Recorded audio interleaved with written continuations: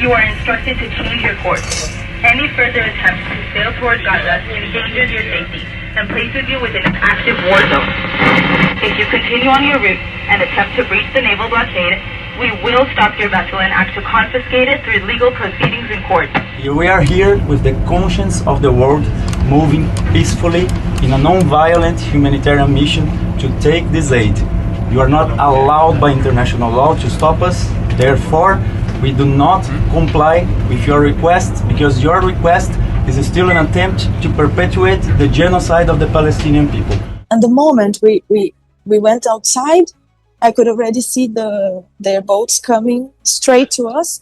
And we are used to the vessels of the flotilla. They are quite slow, but these boats were really fast. And then they were circling Syria's boat. Then they jammed our communications. We didn't have any internet or the cameras anymore.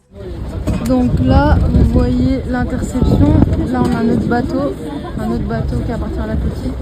Et là, tout ce que vous voyez en rouge, le petit bateau, c'est les Zodiacs israéliens. Şu anda kimyasal fışkırtıyor gemiye. Bak. Kimyasal fışkırtıyor gemiye. Firing a very, very bright light at us, and they're firing water.